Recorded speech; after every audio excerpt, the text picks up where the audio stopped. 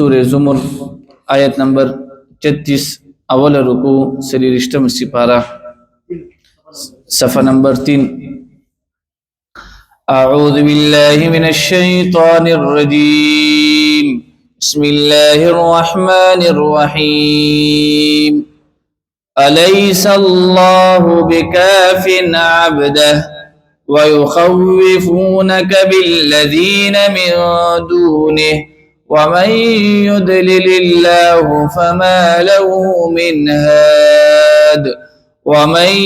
يهد الله فما له من مضل أليس الله بعزيز ذي انتقام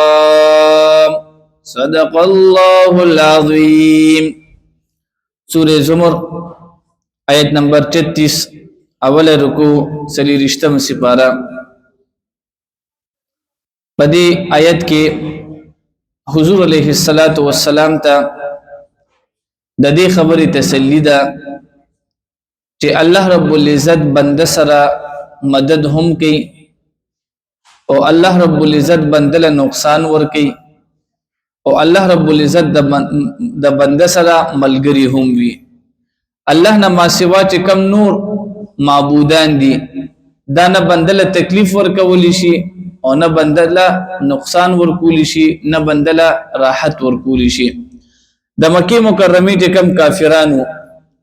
دی به نبی صلی الله علیه وسلم به يرولو ویره وی کچرته ته زمونږ دی لات او عزا پس خبره کې دوی زمونږ د لات او عزا بچ کم دی تا ته نقصان در کی اور یا بدی دا سے چیلنج نبی علیہ السلام ته ورکولو وی کچرته ته زمونږ دی بوتانو ته بد رد وی خلق زمونږ خلاف بلکاوي وی ګره مونږ ته نه انتقام اخلو. نو الله رب العزت نبی علیہ السلام نے تسلی ورکي چې آیا الله رب العزت د بنده لپاره کافی نه دی؟ بنده د الله رب العزت لپاره الله رب العزت د بنده لپاره ډیر کافی دی. نو پدې کې نبی علیہ الصلوۃ والسلام ته تسلی ده. الیس الله بکاف آیا ندی الله رب العزت کافی عبده د خپل بنده د پاره ويخوفونك او دیگر ویتا بالذین لها خلقنا من دونه چې د الله رب العزت نه ما سوا دي ومن يضلل الله او څوک چې گمراه کړي الله رب العزت فما له پس نشته د پاره منها څوک لار خودن کې الله رب العزت چې چاته هدایت ورکي هغه څوک گمراه کول نشي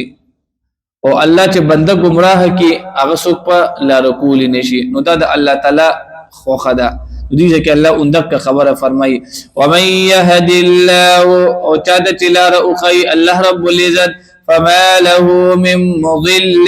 پس نشته دې د لپاره سو گمراه کوونکې الیس الله آیا نه دی الله رب العزت بعزیز غالب ذی انتقام اغستون کې ولئن سألتهم او کچرته نبی صلی الله علیه وسلم د کافرانو ته پوښتنه وکي من خلق السماوات والارض چې چا پیدا کړل اسمانونه او زمکا لا یقولن الله نو دی ضرور وایي چې الله رب العزت قلت وتو نبی علیہ الصلوۃ والسلام افرأیتم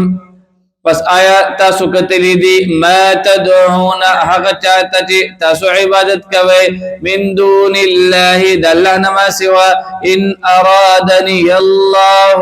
کچرت ارادہ اکری ما دا پار اللہ رب العزت بدر اند تکلیف را کولو هل هن کاشفاتو نو آیا دوی لرکون کی دی ضره دا تکلیف او ارادنی برحمت یا دی غواری ماذا پارس مہربانی هل هن ممسکات نو آیت بی منی کون کی دی رحمته دد مہربانی قلت وتو نبی علیہ الصلوۃ والسلام